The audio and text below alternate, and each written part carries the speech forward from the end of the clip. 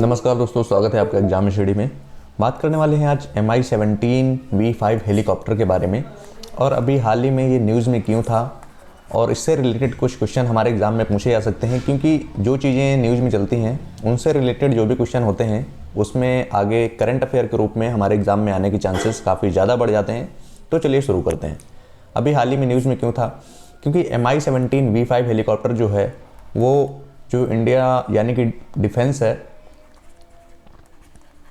भारतीय सेना में एक उच्च क्वालिटी का एडवांस टेक्नोलॉजी पर उन्नत किस्म का एक हेलीकॉप्टर है, जो कि अभी आप देख रहे हैं कि न्यूज़ में चल रहा था कि ये CDS जो बिपिन रावत है, हमारे चीफ ऑफ डिफेंस स्टाफ, और कुछ जो डिफेंस ऑफिशियल थे उनको लेकर तमिलनाडु के कुन्नूर डिस्ट्रिक्ट में क्रैश हो गया, जिनमें इनकी मृत्यु हो गई, इसलिए ज़्यादा चर्चित था। दोस्तों, जो CDS का पद है ये भारत में पहले ये CDS थे, पहली बार बनाया गया। इससे पहले CDS का पद नहीं होता था, तो इस वजह से भी ये चर्चा में है। इसके फीचर्स के बारे में जान लेंगे कि कौन कौन से फीचर्स हैं। दोस्तों, ये इसमें हाई परफॉर्मेंस की कैपेबिलिटी है, साथ ही ये उच्च एल्टीट्यूड में भी उड़ सकता है। किसी भी जटिल से जटिल परिस्थितियों में, चाहे वो ट्रॉपिकल हो, डेजर्ट हो, माउंटेन हो, सभी जगह पर उड़ने में सक्षम है। साथ ही अगर कोई भी अनप्रिपेयर्ड साइट है वहाँ पर भी लैंड कर सकता है, चाहे वो रात हो या दिन हो, किसी भी तरह का मौसम हो, किसी भी तरीके की एडवर्स यानी कि बुरी से बुरी परिस्थितियों में, किसी भी ख़राब से ख़राब मौसम में ये लैंड करने में सक्षम है।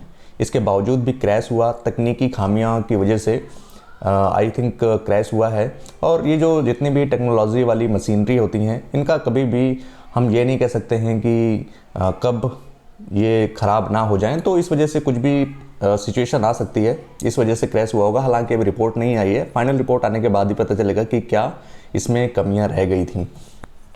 कुछ डिटेल्स हैं जिनके बारे में चर्चा करेंगे। दोस्तों, ये रशिया के कज़न में मैन्युफैक्चर किया गया था और ये कार्गो और ट्रैवल दोनों पर्पज़ के लिए यूज़ किया जाता है, यानी कि ट्रांसपोर्टेशन के लिए और ट्रैवल के लिए, दोनों के लिए यूज़ किया जाता है।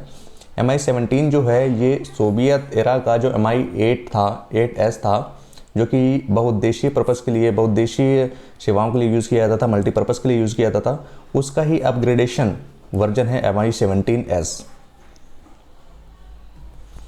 दोस्तों, इसकी नेविगेशन प्रणाली की अगर हम बात करें तो इसमें इलेक्ट्रॉनिक डिस्प्ले सिस्टम दिया गया है, साथ ही in flight route reprogramming system होता है, इलेक्ट्रॉनिक टेरेन मैप यानी कि अलग अलग तरीके के मैप दिए हैं, साथ ही इसमें फ़्लाइट इन्फॉर्मेशन स्टोरेज भी दिया गया है, जो कि फ़्लाइट से संबंधित जो भी स्टोरेज होती है, जिसे ब्लैक बॉक्स भी बोलते हैं, वो भी इसमें होता है।